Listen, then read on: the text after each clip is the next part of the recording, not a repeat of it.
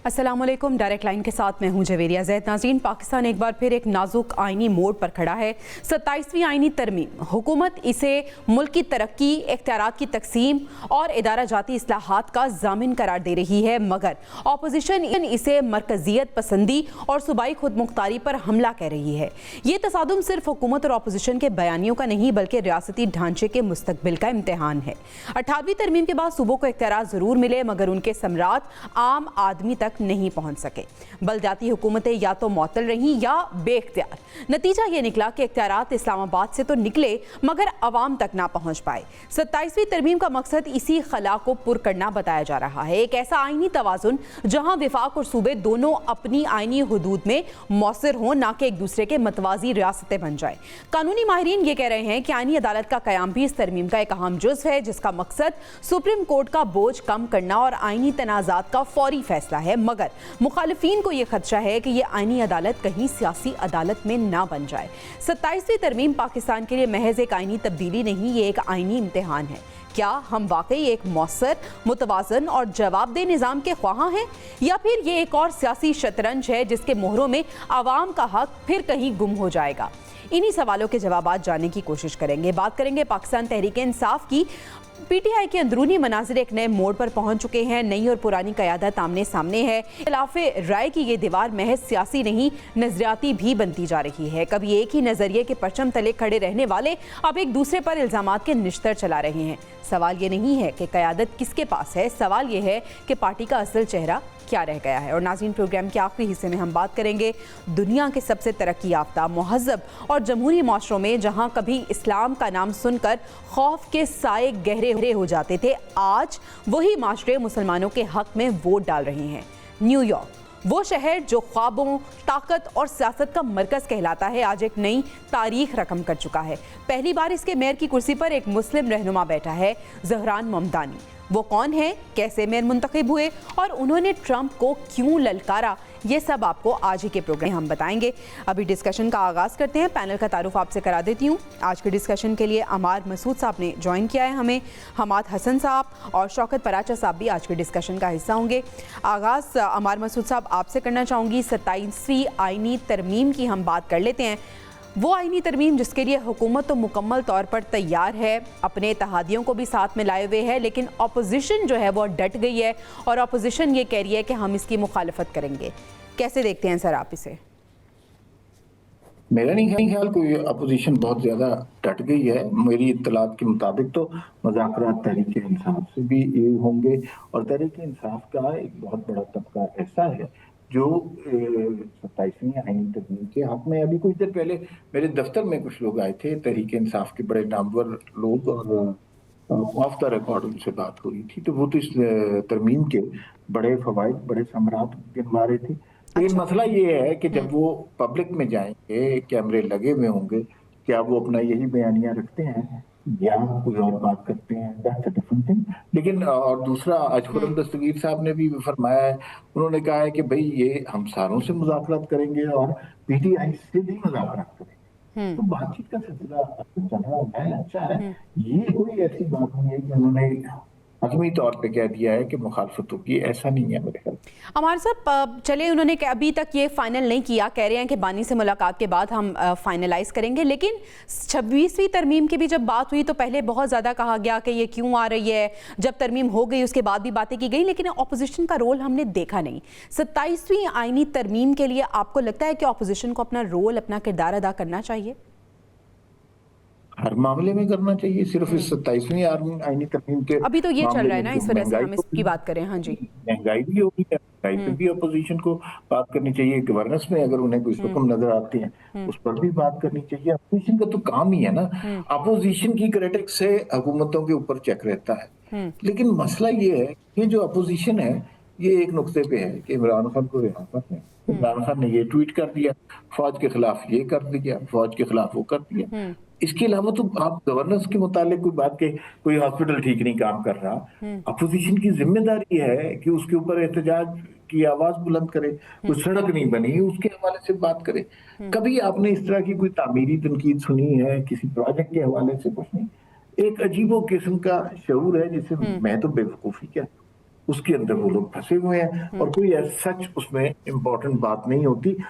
हर मामले में किसी भी डेमोक्रेसी में अपोजिशन का रोल होता है, होना चाहिए, उन्हें अपनी बात बबांगे दखल करनी चाहिए, लेकिन हमें कोई ऐसी हालात नजर नहीं आ रही। सही। शौकत पराचा साहब को भी शामिल गुफ्तगू करते हैं। पराचा साहब, 27वीं आईनी तरमीम ऑपोजिशन ने मुखालफत का ऐलान तो किया है, लेकिन क्या वाकई ऑपोजिशन इस पोजीशन में है कि वो मुखालफत करेगी इसकी? देखें, मुखालफत का ऐलान तो उन्होंने कर दिया। अगर आप ऐसे पैराफ्रेज करें कि क्या वो ब्लॉक कर सकते हैं, तो नहीं ब्लॉक कर सकते। अच्छा। क्योंकि हुकूमती इत्तेहाद के पास 2/3 में सेनेट मौजूद है, क्योंकि कोई भी आईनी नहीं होता है। तो नंबर 1 के पीटीआई अपने अपोजिशन इत्तेहाद जो कि तहरीक तहफ़्फ़ुज़ आईन पाकिस्तान है, उसके प्लेटफॉर्म पर मुखालफत तो डेफिनेटली कर। एक चीज और जरूर है और उस पे क्लैरिटी आना बाकी है। ये जो कहा जा रहा है कि एनएफसी अवार्ड रिवाइज होगा और उसमें जो छोटे सूबों के या सूबाई हिस्से में जो आईनी तहफ़्फ़ुज़ है वो होगा, तो दैट नेसेसरली मीन्स कि जो सूबों का शेयर है 57.5% ऑफ द डिविजिबल पूल, यानी का हिस्सा ज्यादा है और वफाक का हिस्सा कम है। इस पे पीपल्स पार्टी क्या फैसला करती है, क्योंकि अगर पीपल्स पार्टी स्टे अवे करती है फिर नहीं। और दूसरी बात ये है कि इलेक्शन कैंपेन में बिलावल भुट्टो कहते थे कि जी 13 वजारतें खत्म कर दें, खर्चे कम करें, तो एनएफसी अवार्ड जो है वो उसको रिवाइज न करें, बल्कि वफाक के खर्चे कम होंगे तो वफाक के पास पैसे बचेंगे। जी अमार मसूद साहब, मुलाकातें हो रही हैं, अभी फैसल वावडा साहब भी आज मिले हैं मौलाना से। कौमी असम्बली में तो कोई ज़रूरत नहीं है, वाज़े अक्सरियत हासिल है हुकूमती इत्तेहाद को, लेकिन सेनेट के लिए मौलाना से कुछ राब्ते हो रहे हैं। लेकिन फैसल वावडा कह रहे हैं कि मेल मुलाकात के लिए आया था, नंबर गेम के लिए मैं नहीं आया था। मौलाना की कितनी इंपॉर्टेंस आप देख रहे हैं इसमें? देखिए, 3 वोट और चाहिए जी। 64 वोट्स टोटल सेनेट में चाहिए और उस 3 वोट में 3 आजाद सेनेटर अगर उसमें शामिल हो जाएं तो वो वोट पूरे हो सकते हैं। मैंने जो मेरी मालूमात है उसमें एक नाम जो है 3 आजाद में से अनवारुल हक साहब होंगे, साबिक वजीर आजम। अच्छा। एक फैसल वाडा है, एक और नाम भी है जो मेरे जहन में इस वक्त नहीं आ रहा। तो ये 3 नाम होंगे तो उसके अंदर कोई इतनी ज्यादा मुश्किल नहीं लगती। फैसल वाडा ने जो अच्छी बात की है मौलाना फजलुर रहमान से मुलाकात के बाद, उन्होंने कहा कि हमें वोट के लिए नहीं मैं आया, लेकिन मौलाना फजलुर रहमान को जो उनका पॉलिटिकल स्टैचर है उनको हर सतह पर हुकूमत में या मुज़ाकरात में या नेगोशिएशन में शामिल होना चाहिए। तो ये बुनियादी मकसद था उनका। मकसद मौलाना से वोट मांगना कतई नहीं था। जो सेनेट की सूरत हाल है, एक बड़ी दिलचस्प इसमें मजे की बात यह है कि ये बिल अमूमन होता है कि पहले कौमी असेंबली में पेश किया जाता है फिर सेनेट में पेश किया जाता है। इस बिल में खास बात यह है कि तवक्को की जा रही है कि ये बिल पहले सेनेट में पेश किया जाएगा और जुमे के दिन पेश किया जाएगा। हाँ और उसके अंदर चूंकि सेनेट में जरा सूरत हाल मखदूश है तो एक दफा वो क्लियर हो जाएगी, फिर उसके बाद कौमी असेंबली में ये पेश किया जाएगा। मुझे जो लग रहा है कि इस सारे प्रोसेस में अब वो बहुत बहस तमहीज होनी चाहिए। आईनी तरमीम बहुत इंपॉर्टेंट चीज होती है, बहुत डिस्कशन होनी चाहिए, लेकिन मुझे लगता है कि इसमें बहुत ज्यादा टाइम नहीं लगेगा और बड़ी सूरत के साथ ये सेनेट से कौमी असेंबली से भी मंजूर हो जाएगी। अच्छा। और फिर सदर पाकिस्तान की इस पर दस्तखत करने में ज्यादा वक्त नहीं सही। शौकत पराचा साहब, मौलाना साहब की अहमियत इसमें आप कितनी देख रहे हैं? जिस तरह से अभी अमार साहब भी बात कर रहे थे कि आज़ाद उम्मीदवार भी हैं, 3 वोट दरकार हैं और आज़ाद अगर उम्मीदवारों के वोट मिल जाते हैं तो फिर मौलाना की ज़रूरत नहीं रहेगी। तो फिर मौलाना को आदत है अपनी इम्पोर्टेंस बरकरार रखने की। इस सूरत हाल में मौलाना का किरदार, मौलाना का रोल और इम्पोर्टेंस आप कैसे देखते हैं?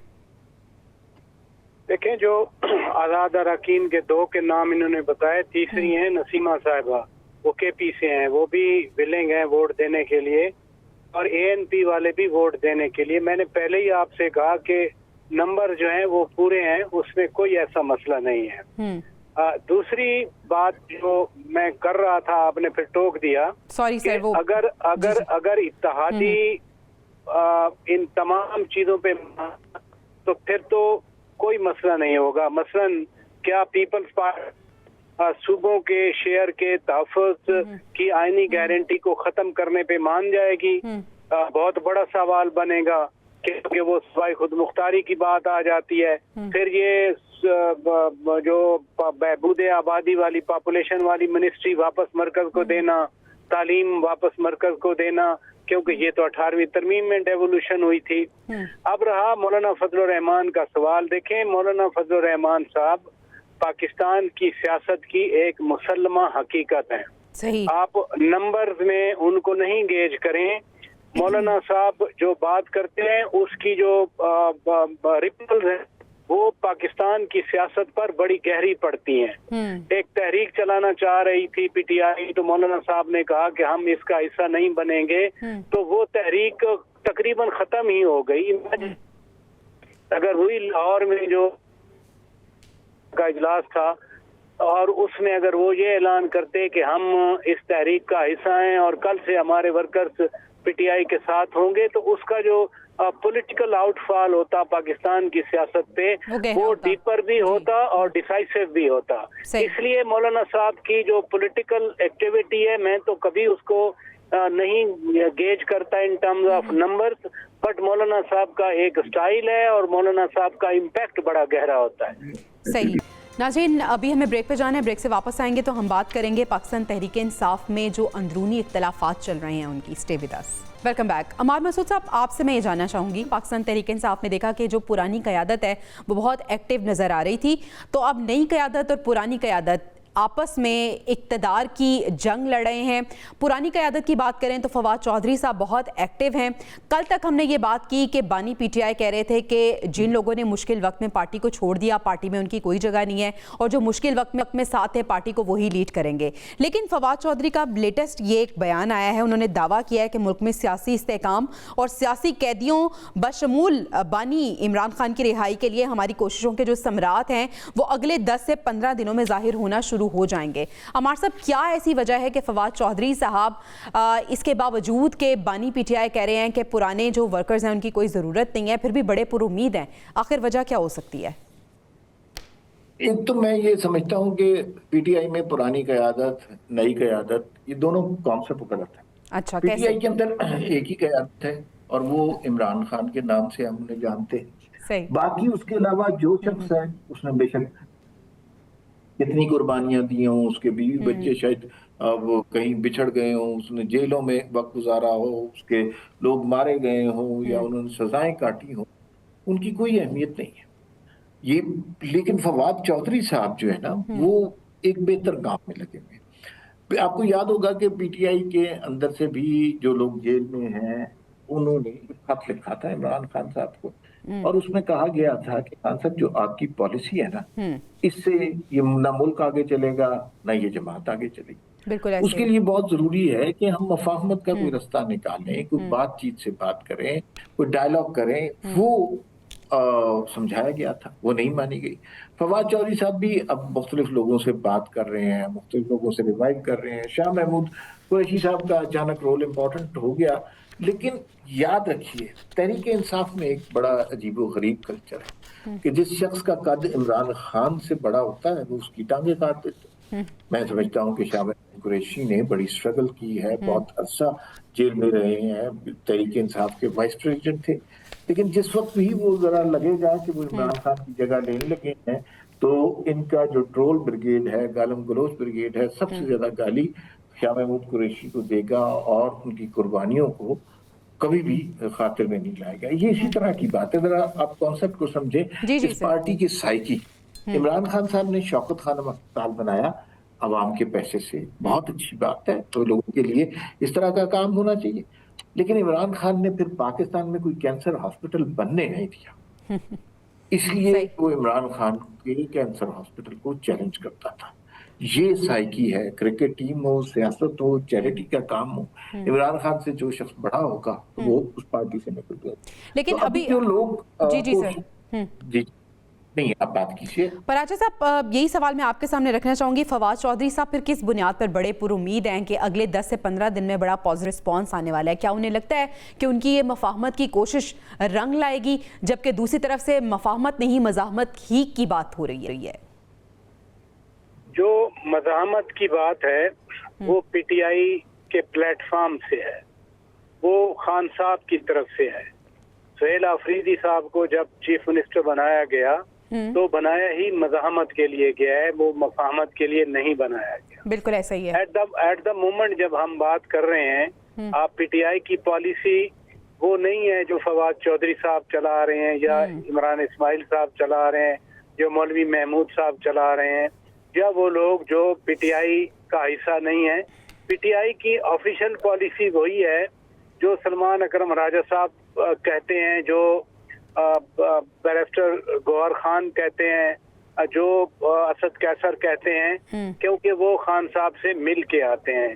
लिहाजा बाकी जो मर्जी कहते रहे, फवाद चौधरी साहब की नीयत बहुत अच्छी है, वो चाहते हैं कि तसादुम ना हो, वो कहते हैं कि खान साहब किसी तरह जेल से बाहर आ जाएं। वो बरमला कहते हैं कि जो पॉलिसी मौजूदा पीटीआई की क़यादत ने चलाई हुई है उसमें खान साहब की रिहाई मुमकिन नहीं है, लेकिन वो उनकी नेक ख्वाहिशात हो सकती हैं और अपनी नेक ख्वाहिशात के हसूल के लिए वो कोशिश भी कर रहे हैं, जैसे मुलाकातें हैं उनकी। लेकिन ये पीटीआई नहीं है, ना ये पीटीआई की पॉलिसी है। पीटीआई की पॉलिसी वो है जो खान साहब अपने मिलने वालों मुलाकातियों को कहते हैं, वो मुलाकाती आकर बाहर बताते हैं। मसलन अली अमीन खान गंडापुर को अचानक जिस दिन हटाने की खबर आई, वो किसने आके सुनाई थी? वो जनाब सलमान अकरम राजा साहब ने सुनाई थी, क्योंकि सलमान अकरम राजा साहब उस वक्त बानी पीटीआई खान साहब से मिल के आए थे। इसलिए बाकी जो कुछ कहता रहे, लेकिन पीटीआई की पॉलिसी वही है जो खान साहब इंतशार लेकिन नजर आता है। सलमान अकरम राजा बाहर आके बताते हैं, बैरिस्टर गौहर कहते हैं कि उन्हें अभी तक पता नहीं है। इसी पे हमाद साहब आपकी टेक लेना चाहूंगी, आप किस तरह से इसको देखते हैं? सर, पुरानी क़यादत और नई क़यादत आप क्या बाइफ्रिकेट करते हैं? क्या अगर हम पुरानी क़यादत की बात करें पीटीआई की, तो उनमें इतनी सियासी बसीरत है, इतना उनमें कैलिबर है कि वो अगर आते हैं सामने, लीड करते हैं और उन्हें इजाज़त मिले तो वो बानी पीटीआई की रिहाई को मुमकिन करा सकते हैं? दो बातें करूंगा जी। एक, अगर पुरानी क़यादत आप फवाद चौधरी साहब को कहते हैं तो हमारे दोस्त थे, लेकिन कब से वो पुरानी क़यादत हुए? वो तो 96 में पीटीआई बनी थी, तो क्या वो पीटीआई में थे? वो तो फिर बाद में जो अशारा पाकर पीटीआई में आ गए, वो ना पीपल्स पार्टी में रहे, मुशर्रफ लीग में रहे, काफ लीगों में रहे, तो एक तो पुरानी क़यादत नहीं है। अलबत्ता वो ज़हनी तौर पर एक समझदार आदमी जरूर है, ठीक है। अगर वो ये जो हुल्लड़बाजियां, एहतजाज, टकराव और जारहानापन जो पीटीआई के अंदर मौजूद है, क्योंकि उन्होंने एक ऐसे माहौल में जन्म लिया जो खालिस गैर जमहूरी माहौल था और एस्टेब्लिशमेंट की गोद में जन्म लिया, अभी तक वो लाशऊरी तौर पर उधर अटके हुए हैं, उससे निकल नहीं रहे, उसी माहौल की तलाश में है जो 2011, 2014 या 18 में उन्हें मुयस्सर था। लेकिन चूंकि हालात बदल जाते हैं, अब जाहिर है उस जारहानापन का तो कोई नतीजा नहीं निकला। चले हम मान लेते हैं कि इमरान खान मकबूल है, खैबर पख्तूनख्वा में बहुत मकबूल है, लेकिन मकबूलियत का कोई फायदा हुआ? मकबूलियत से क्या फूटा? मकबूलियत से पहले परवेज खटक की करप्शन फूटी, फिर महमूद खान की, फिर अली अमीन गंडापुर की बदतरीन दहशतगर्दी फूटी, इंतहाई खराब गवर्नेंस सामने आए, तो क्या उसका फायदा क्या हुआ? अवाम को कोई फायदा हुआ? कोई फायदा नहीं हुआ। अगर फवाद चौधरी या दूसरी सीनियर क़यादत ये सोच रहे हैं कि अब हमें जरा हिकमत से काम लेना चाहिए, तदब्बुर और बसीरत से काम लेना चाहिए, मामलात को सुलझा देना चाहिए, तो ये बहरहाल एक अच्छी बात है। एहतजाज और हुल्लड़बाजियों का न पहले कोई फायदा हुआ था, न अब उसका कोई फायदा होगा। सही। पीटीआई का इस वक्त सबसे बड़ा जो चैलेंज है वो बैरूनी की बजाय मेरे ख्याल में अंदरूनी चैलेंजेस उनके ज़्यादा हैं जो सियासी इंतशार का शिकार हैं। अमार साहब, सुहेल आफरीदी साहब की अगर हम बात करें, खैबर पख्तूनख्वा बहुत ज़्यादा चैलेंजेस है, दहशतगर्दी सबसे बड़ा चैलेंज है सूबे के लिए। उनको आप किस तरह से देख रहे हैं? उनकी अपॉइंटमेंट, अली अमीन गंडापुर साहब को हटाना, उनको अपॉइंट कर देना, सर कैसे रीड करते हैं आप? मुझे बाज़ औक़ात ये लगता है, और ये मेरी बस खबर नहीं है, मेरा अंदाजा है कि सुहेल आफरीदी के गुब्बारे में ज्यादा हवा भरी जा रही है। इसी तरह की ये सारा मामला हुआ उस वक्त जब अभी पिछले दिनों एक जलसा किया गया पेशावर में। अली अमीन गंडापुर वहां पर थे और सबसे ज्यादा तमस्कुर उन्हें उनका उड़ाया गया, जूते उन्हें दिखाए गए, शहद की बोतलें या बोतलें उन्हें दिखाई गई, और वजीर आला होते हुए उनकी कोई वैल्यू नहीं रही। तो फिर कहीं से मेरे ख्याल में ये डिसाइड किया गया कि इस मोहरे को बदल कर देखते हैं, एक नया मोहरा लगाते हैं। अच्छा। अगर आप अली अमीन गंडापुर की बातों को याद करें तो महफिलों में तो वो या जलसों में वो इसी तरह करते थे, वो भी ऐसी तैसी की बात करते थे, वो भी इनकलाब की बात करते थे और हकीकी आजादी की बात करते थे। लेकिन जब किसी दरूने खाना मीटिंग में जाते थे तो पांव भी पकड़ लिया करते थे, और वो उन्होंने दोनों सिस्टम्स को चलाने की कोशिश की और वो अच्छे खासे कामयाबी के साथ चलाए थे। अब सुहेल आफरीदी साहब एक नया फिनोमिनन आ गया है, नए यंग आदमी है और उनको मजा आ रहा है इस तरह की बातें करने में। लेकिन मेरे ख्याल में जो उनके पास ओहदा है, जो रुतबा है, उसके तकाजे कुछ और हैं। अभी उनकी थोड़े अरसे के बाद उन्हें हकीकत क्लियर हो जाएगी। अभी सियासी मेच्योरिटी है थोड़ी सी उनमें। पर राजा साहब, आप किस तरह से देख रहे हैं सुहेल आफरीदी, अली अमीन गंडापुर पार्ट 2, या एक बहुत डिफरेंट पर्सनालिटी, एक ऐसी शख्सियत जो वाकई वो एक्सपेक्टेशंस पे पूरा उतरेगी जो उनसे की जा रही हैं? अली अमीन खान गंडापुर जो कुछ कर रहे थे वो भी खान साहब के कहने पे कर रहे थे, और सुहेल आफरीदी जो कुछ करना चाहते हैं वो भी खान साहब के कहने पे करेंगे। लेकिन सुने, बात ये है कि क्या सुहेल आफरीदी वो कुछ कर सकते हैं जो अली अमीन खान नहीं कर पाए थे? यकीनन मेरा जवाब इसी में होगा कि नहीं कर पाएंगे, क्योंकि खान साहब चाहते हैं कि अफरा तफरी हो जाए। खान साहब चाहते हैं इतनी मज़ाहमत हो जाए कि एस्टेब्लिशमेंट मजबूर हो जाए। एस्टेब्लिशमेंट का नेसेसरली मीन के फील्ड मार्शल मजबूर हो जाएं, वो उनको निकालें, उनसे बात करें, उनसे मुज़ाकरात करें। अब तो माहौल, एक तो सदर ट्रंप ने जो पॉलिसी अपनाई उस वजह से ऐसा ना हो सका, और फिर मेघ में जो पाकिस्तान की अफवाज ने कामयाबी हासिल की, तारीखी कामयाबी, अब वो नहीं हो सकता। लिहाजा अली अमीन खान गंडापुर वैसे ही कुर्बानी चढ़ गए, उनको जो है वो कुर्बानी का बकरा बनाया गया, क्योंकि अली अमीन खान गंडापुर जो 2 बार एहतजाज लेके आए थे अक्टूबर में और नवंबर में इस्लामाबाद पे चढ़ाई करने में कामयाब रहे थे, बहुत मुश्किल है कि सुहेल आफरीदी ऐसा कर सकें। दूसरा, अमन व अमान के हवाले से जो प्रॉब्लम है, अली अमीन खान गंडापुर का कुछ न कुछ एडमिनिस्ट्रेटिव एक्सपीरियंस था। वो वफाकी वजीर रहे थे और वो भी कश्मीर और गिलगित बल्तिस्तान के यानी उन एरियाज में जो कि सेंसिटिव हैं और जिसके लिए वो बेहतर थोड़ा बहुत उनको आइडिया था। लेकिन ये है कि नौजवान हैं सुहेल आफरीदी साहब, इनको गवर्नेंस पे तवज्जो देनी चाहिए, लोगों के मसाइल पे तवज्जो देनी चाहिए, अमन अमान इतना बड़ा मसला है, देनी चाहिए। ठीक है सर, आपका पॉइंट आ गया। अमार शौकत पराचा साहब, आपका पॉइंट आ गया। हमाद हसन साहब, यही सवाल आपके सामने रखना चाहती हूँ सर, अगर सुहेल आफरीदी साहब उन उम्मीदों पे पूरा ना उतरे तो फिर सुहेल आफरीदी इस पोजीशन पे कब तक आपको बुराजमान नजर आ रहे हैं? अगर वो नहीं तो फिर कोई और आ जाएगा? देखिए, वो उम्मीदों पर कैसे पूरा उतरेंगे? उनको तकरीबन 3 हफ्ते हो गए, उन्होंने हल्फ उठा लिया है। तो मैंने तो कहीं नहीं देखा कि उन्होंने किसी बड़े प्रोजेक्ट का इफ्तिताह किया हो, किसी नए मंसूबे के हवाले से मीटिंग ली हो।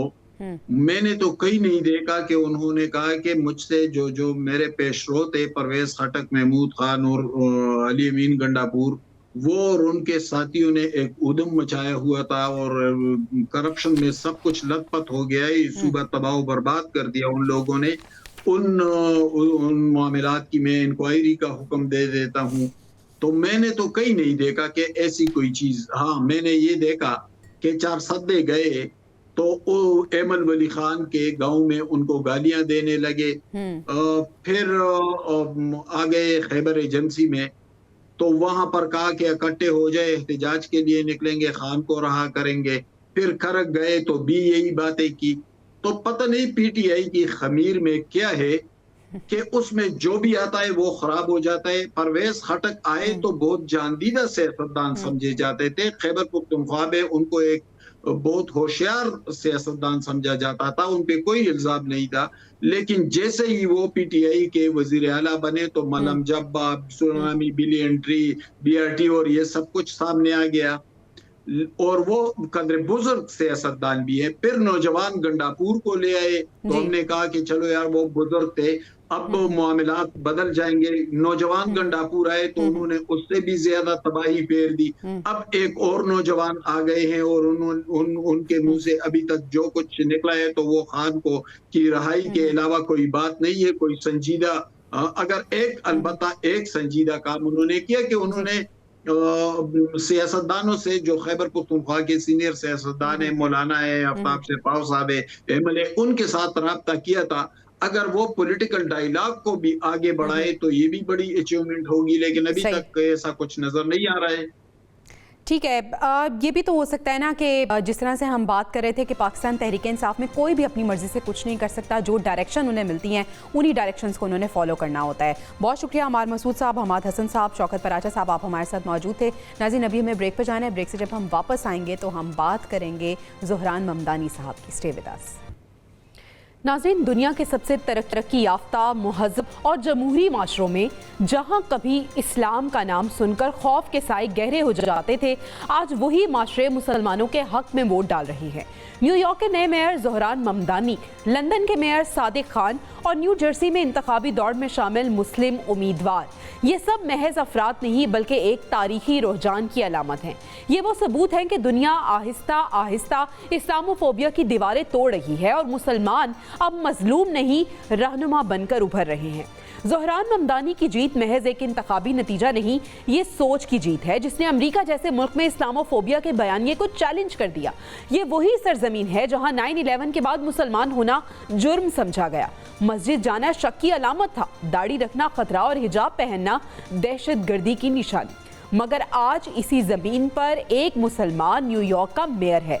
वो शहर जो कभी ग्राउंड जीरो कहलाता था, आज उम्मीद का 0 पॉइंट बन चुका है। न्यूयॉर्क, वो शहर जो ख्वाबों, ताकत और सियासत का मरकज़ कहलाता है, आज एक नई तारीख रकम कर चुका है। पहली बार इसके मेयर की कुर्सी पर एक मुस्लिम रहनुमा बैठा है। ज़ोहरान ममदानी अफ्रीका में पैदा हुए हिंदुस्तानी नयाद वालिदैन के बेटे और अब अमेरिका की सबसे ताकतवर शहरी नशिस्त के मालिक। मगर इनकी पहली तकरीर ने जो हलचल मचाई वो महज तारीखी नहीं, अलामती भी थी, क्योंकि उन्होंने अपने खिताब का आगाज ही इस जुमले से किया कि हम किसी के रहम पर नहीं, अपने हक पर यहाँ आए हैं। चाहे ट्रंप हो या कोई और, हम अब खामोश नहीं रहेंगे। ये लम्हा सिर्फ ज़ोहरान ममदानी की फतह नहीं बल्कि अमरीकी जमहूरियत के इर्तिका का ऐलान भी है।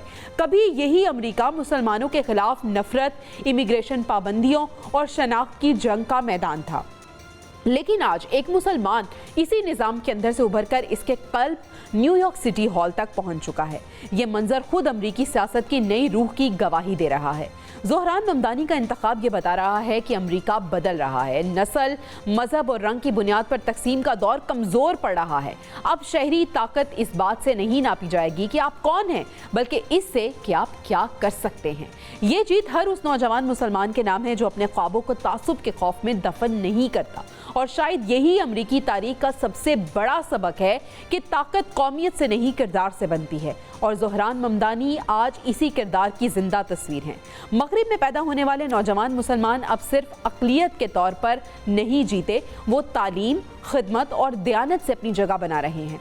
दुनिया अब देख रही है कि मुसलमान जहाँ भी हैं वो अमन, खिदमत और क़यादत का इस्तारा है। चाहे वो न्यूयॉर्क की गलियां हों या लंदन की सड़कें, चाहे वो न्यू जर्सी के तालीमी इदारे हों या यूरोप की पार्लिमानें, मुसलमान अब शक के नहीं, एतमाद के मरकज़ बन रहे हैं। दुनिया बदल रही है। ज़ोहरान ममदानी, सादिक खान और दीगर मुस्लिम रहनुमा ये बता रहे हैं कि मुसलमान दुनिया को तकसीम नहीं, जोड़ने आए हैं। ये वक्त तारीख का एक नया बाब है जहां मुसलमानों को खौफ के खाने से निकाल कर क़यादत के सफ़े पर लिखा जा रहा है।